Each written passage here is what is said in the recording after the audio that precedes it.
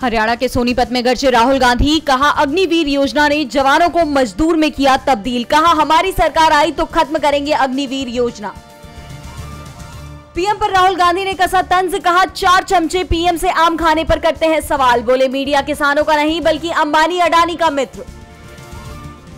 UP के आजमगढ़ में गरजे अखिलेश, कहा बीजेपी ने माफ किया उद्योगपतियों का कर्ज, हमारी सरकार बनी तो गरीबों और किसानों का करेंगे कर्ज माफ।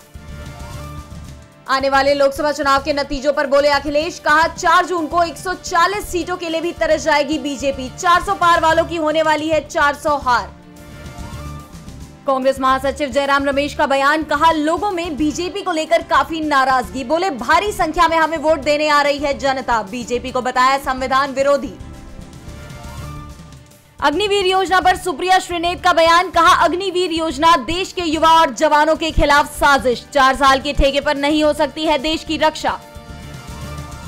हेमंत सोरेन की पत्नी कल्पना सोरेन का बयान, बोली हेमंत के बाहर होने पर नहीं खुलता बीजेपी का खाता, साजिश के तहत उन्हें डाला गया जेल में। पश्चिम बंगाल में बोले गृह मंत्री अमित शाह, कहा ममता दीदी को भेजा था रामलला की प्राण प्रतिष्ठा का न्योता, वोट बैंक के डर से समारोह में नहीं पहुंची दीदी। हिमाचल के मंडी पहुंचे कांग्रेस नेता सचिन पायलट, कहा यहां का माहौल एक तरफा कांग्रेस के पक्ष में, हिमाचल की 4 सीटों पर किया जीत का दावा।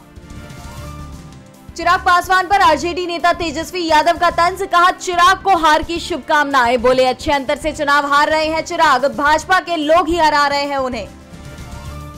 पाटलिपुत्र लोकसभा सीट से आरजेडी उम्मीदवार मीसा भारती का बयान, बोली पीएम ने बिहार को ठगने का किया काम, नहीं दिया विशेष राज्य का दर्जा। पीएम के भाषण पर तेजस्वी यादव ने दी प्रतिक्रिया, कहा भाषण देते समय थके हुए लगते हैं पीएम, बोले पीएम खो चुके हैं जीत की उम्मीद। बीएचयू में आमरण अनशन पर बैठे डॉक्टर ओम शंकर के समर्थन में आए अखिलेश यादव, इंडिया गठबंधन ज्वाइन करने का दिया न्योता, कहा बीजेपी को हटाने के लिए ले नया व्रत। कांग्रेस नेता राजीव शुक्ला का बयान, कहा बहुत होते हैं 10 साल, 10 सालों में क्यों नहीं वापस लिया पीओके, बताया इंदिरा गांधी ने सत्ता में आते ही किए थे पाकिस्तान के 2 टुकड़े। बस्ती में पीएम मोदी का संबोधन, कहा मतदाता बर्बाद ना करे अपना कीमती वोट, जिसकी गारंटी हो उसी के लिए करे मतदान।